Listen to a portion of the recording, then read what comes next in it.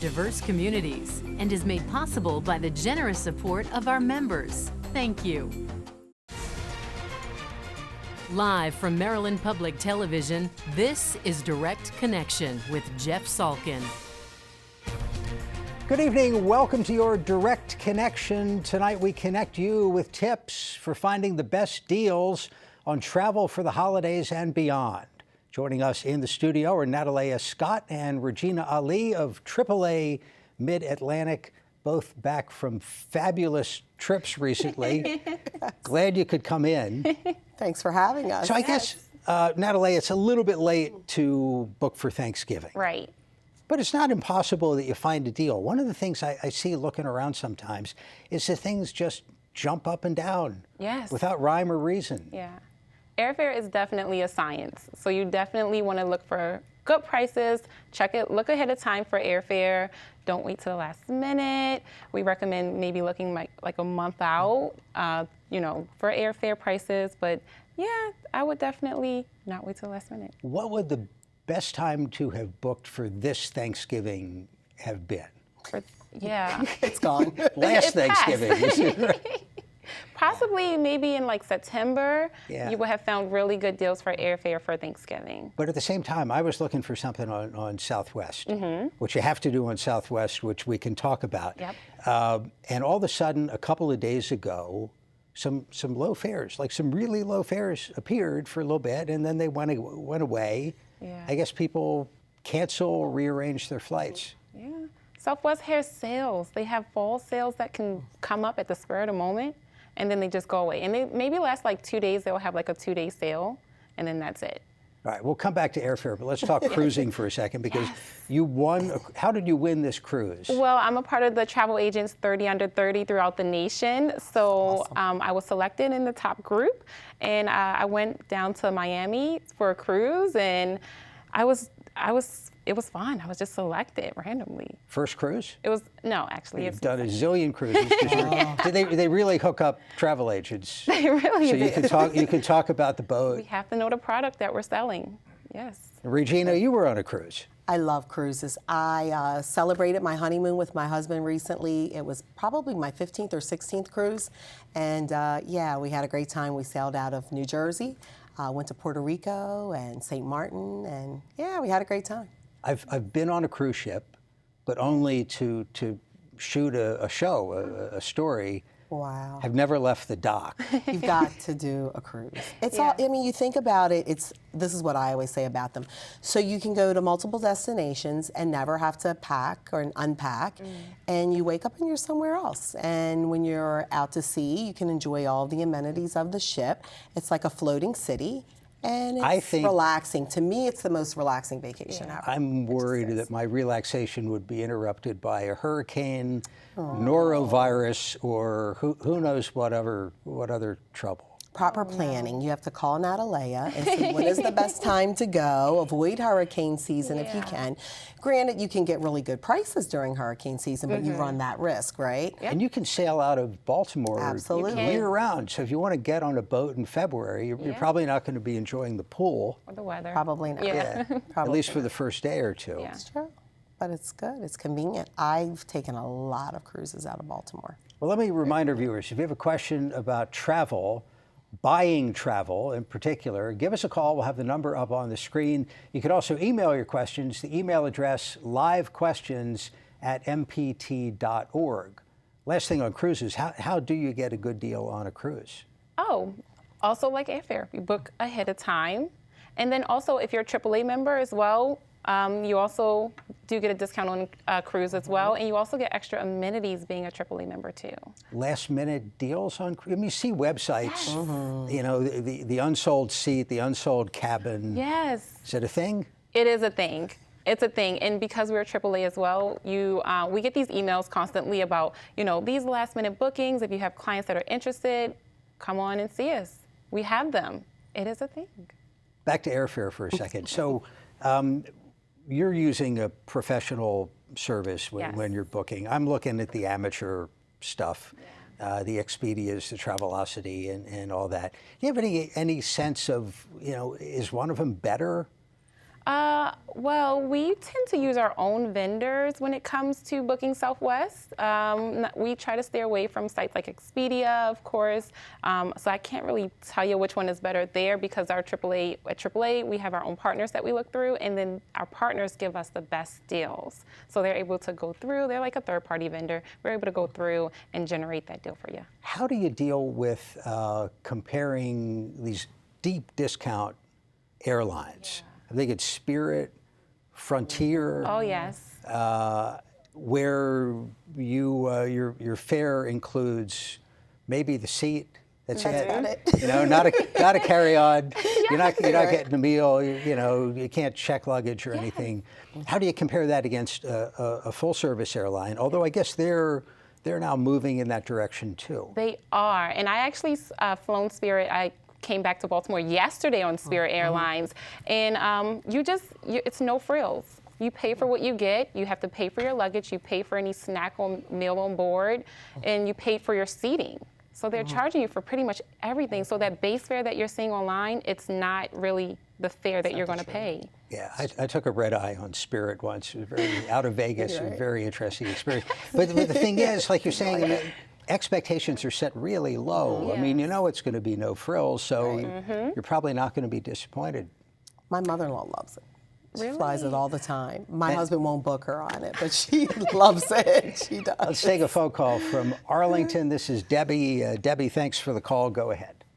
Hi. I don't have a question. I just have a comment about sailing out of Baltimore. Sure.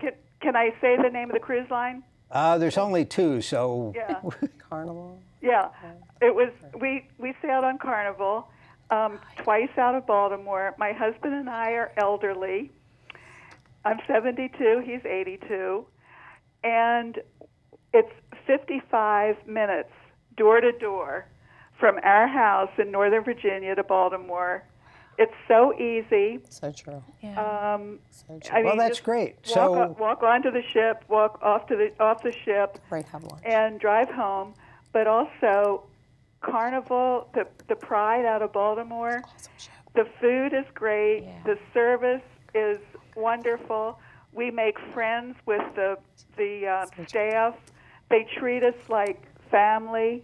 I mean, we hug when we get off the ship. Right. Debbie, I'm glad you called. That's a great endorsement for our friends at the Port of Baltimore. We appreciate that. Absolutely. Here's an email question from a viewer on topic there. Can you talk about cruise deals for the solo traveler? Oh, wow, yes. So cruise deals for solo travel, they're becoming more and more popular now.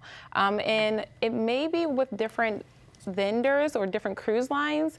So not every cruise or sailing that you see will have a specific solo traveler. There are certain ones that are out there we have to look for, but they are out there. Are there cabins on cruise ships for a single, small twin bed? Yes, they are building them more and more. They are, yep. How about Black Friday? Either of you a big Black Friday shopper? I'm staying home, but you're going? Shopping, not for a cruise, but I'm going Christmas shopping. Are there travel deals for You can for Black expect Friday? it. You can expect it, yep. All right, let's take a call from Prince George's County. This is Ted. Ted, thanks for the call. Go ahead. Thank you for the show. Sure. I've cruised a couple of times. I've never cruised out of Baltimore.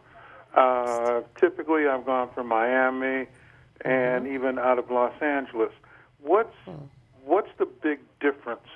Obviously, the proximity. I'm in Prince George's County, so it's very, very close. And I was listening to the other lady that said it was like 60 minutes door to dock, something like that. And it sounds pretty attractive, but you don't see it seems to me that cruises don't go the same place when they leave from Baltimore. Ted, we'll get you an answer. Glad you called. Absolutely What would you right say? about that. Yeah, I'll take it just because I've sailed out of Baltimore so many times. So Ted, a couple of conveniences he mentioned a little bit. So it's closer in proximity.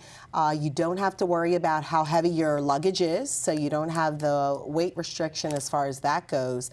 But he's absolutely right. If you're sailing out of Baltimore, it takes you longer to get to the warmer destinations. So for that reason, then it's good sometimes to obviously sail out of Florida or California because you're closer to those warmer climates and there are more options as far as where you can travel. I've actually, the Debbie that called earlier, I've been on the Carnival Pride a few times, but after a while you're going to the same place because the itineraries are a little more limited due to the weather and, you know, the distance to get to those warmer destinations. Last point on travel stuff, and then there's some stuff we want to talk about. The cost of working with a travel agent versus booking direct. Yeah. You won't remember this, you're very young, but it used to be before the internet, you had to book everything pretty much with a travel agent or go to the airport to buy a ticket.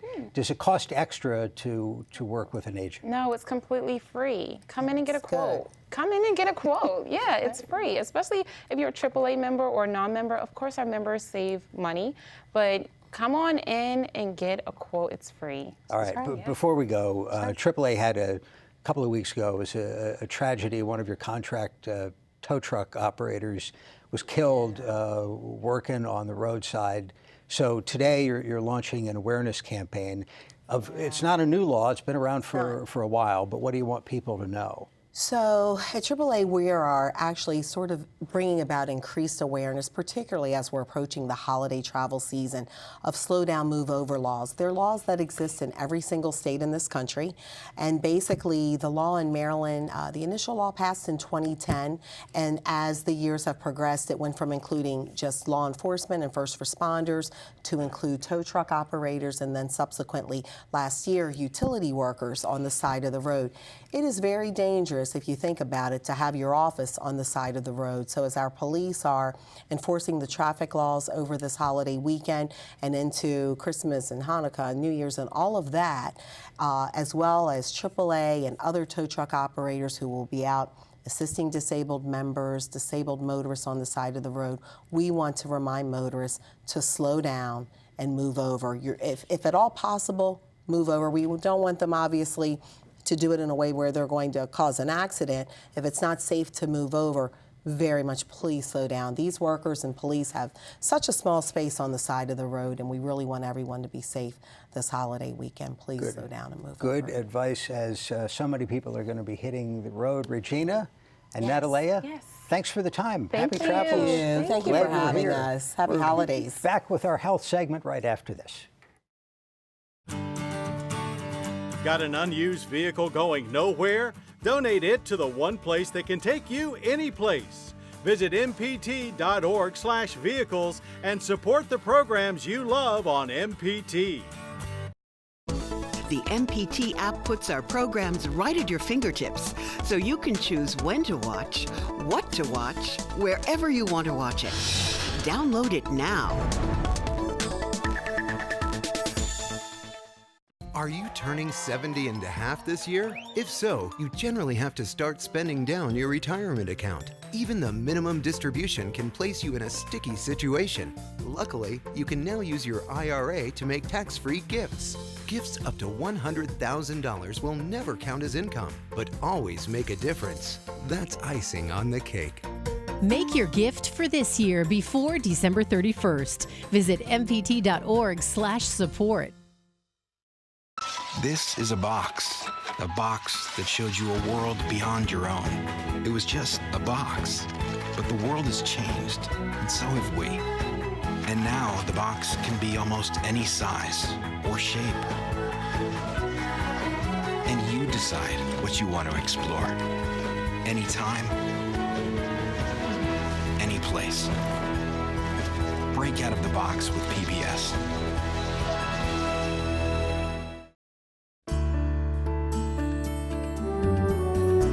In tonight's Your Health segment, we're joined by Dr. Mark Fryman, Medical Director of the Liver and Pancreas Center at the University of Maryland St. Joseph Medical Center. Doctor, thanks very much for being here. Thanks for having me. November Pancreatic Cancer Awareness Month. I saw that it's currently the second leading cause of cancer deaths, on its way to being the fourth leading. Did I read that right? Or vice versa? No, I think it's vice versa. I read it wrong. All right, so that's bad news. Why would that be? I think it's just a cancer that as we age, we're seeing more of it. Aging clearly is a predisposing factor to the development of cancer, and we're seeing people live longer. So I think it's just switching positions, but What's all cancers are bad, obviously. Yeah, what's the typical age where you see somebody? It starts in the late 60s, but all the way up into the 80s now. And people may not be familiar with the pancreas. Where is it roughly, and what's its role? The pancreas is in the abdomen, in the upper abdomen. It hides under the stomach.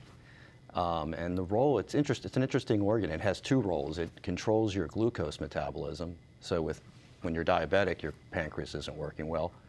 But also has a digestive function. It secretes digestive enzymes. So two kind of different functions, which is interesting.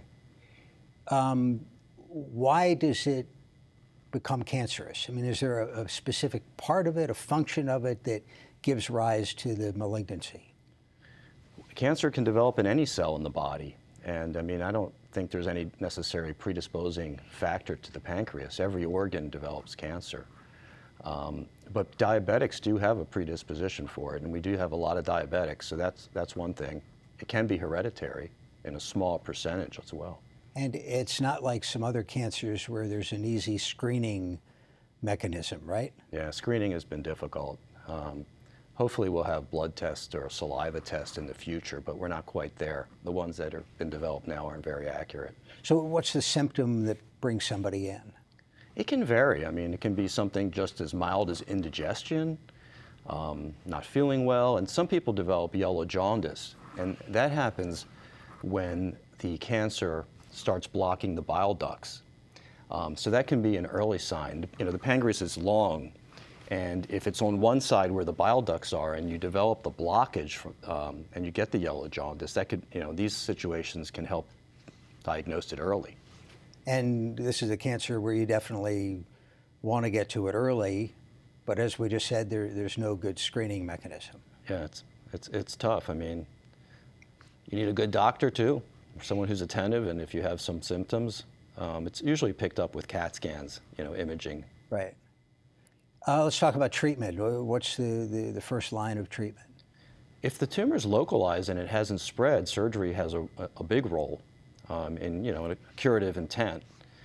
In the past, surgery was the only way for small tumors, but now we're treating it with chemotherapy, radiation, and lately we're actually doing the chemotherapy and the radiation up front before the surgery. So in the past 10 years, it's completely reversed. Why? Why the change? Because the results seem to be better when you shrink the tumor or kill microscopic cells that have maybe spread ahead of time before the surgery. And the surgery itself is complex, to say the least. Yeah, I think everybody knows it by the term the Whipple surgery or the Whipple procedure. It's definitely one of the more complex surgeries in the abdomen anyway. And I've read that you can actually live without a pancreas, but in the Whipple operation, you're typically not just yanking out the pancreas. No, the Whipple surgery, you're taking out just a portion of the pancreas, about 30 to 40% of the pancreas in the head or the proximal part of it. It's complex because the reconstruction involves hooking the liver back up and hooking the intestine back up to the pancreas, so there's a lot of sewing involved. Let me remind our viewers, if you have a question about the pancreas, pancreatic cancer, and the treatment for that, give us a call. We'll have the number up on the screen. You can also email your questions.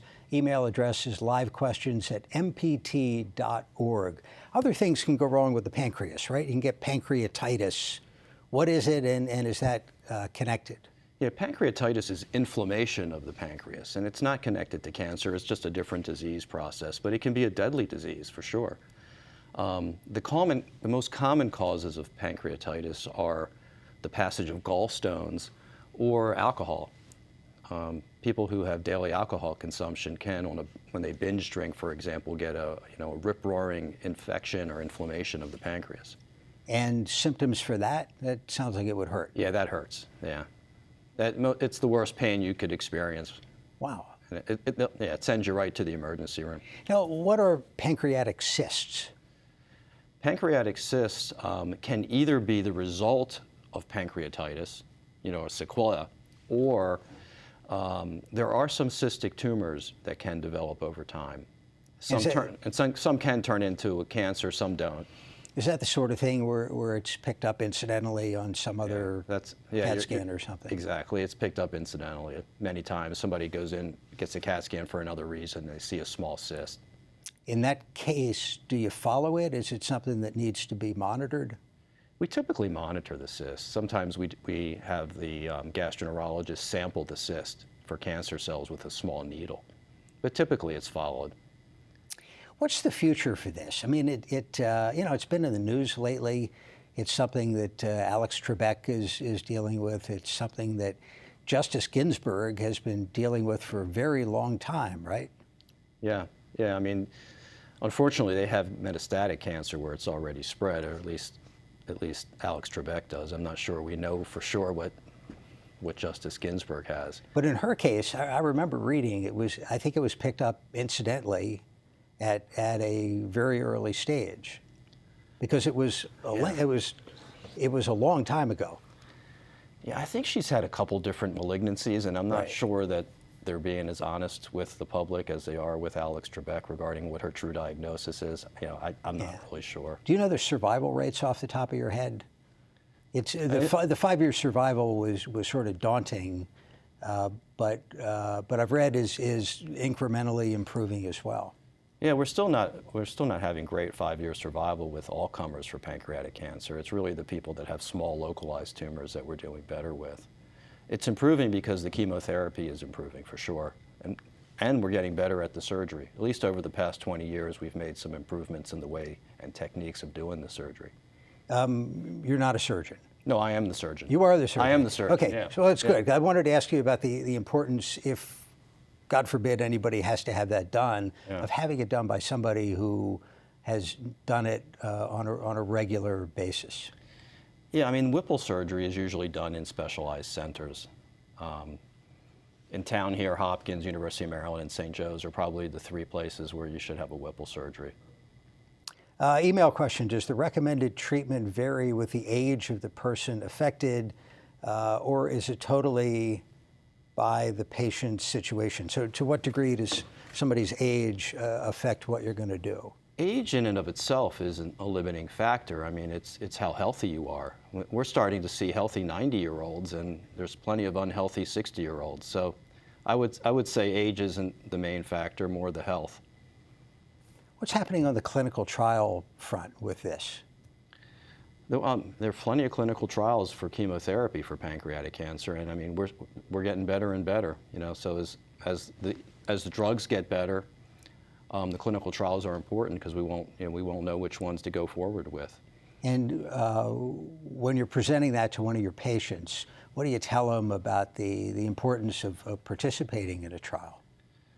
Yeah, I mean you'd say it both ways. I mean some people are more comfortable with established therapies, and some people are more willing to help out and participate in trials. So it's tough. I think you present both sides of the story.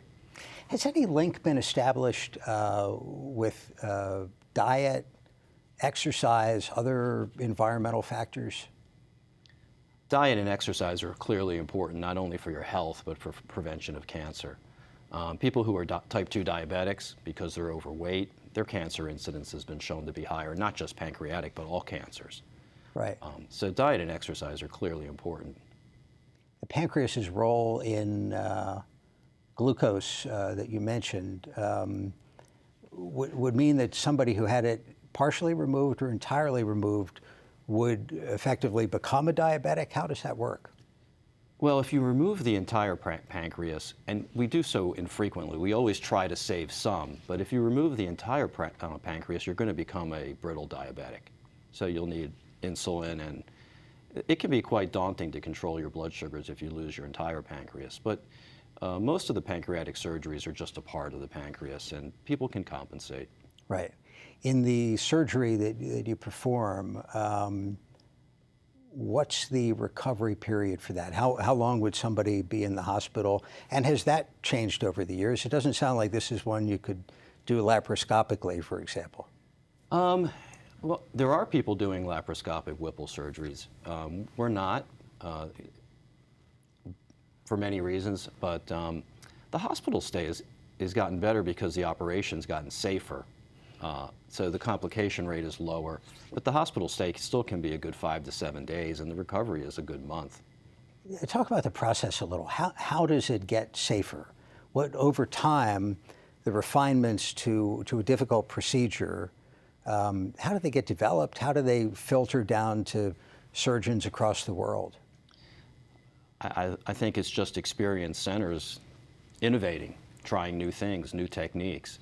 The problem with the Whipple surgery, the biggest, the Achilles heel of the operation is where you suture the intestine back to the pancreas. And I think we've gotten better at doing that. Right, so it's a matter of skill, technology. Here's a great question, right before we run out of time. How often do doctors ignore stomach upsets or intestinal issues and miss the cancer? Should patients insist on more tests? That is a great question. I do think that's probably happening, yeah. I mean, I think if you have indigestion, I mean, the first step is not to say you got pancreatic cancer. You got to rule out more common things. But occasionally the person with indigestion does have pancreatic cancer. So I think due diligence is important. We'll leave it there. Dr. Mark Fryman with the University of Maryland St. Joseph Medical Center. Doctor, thank you very much. Thank you so much. Thank you for joining us for Direct Connection. We're back Thursday with Your Money and Business. For all of us at MPT, thanks for watching and have a good night.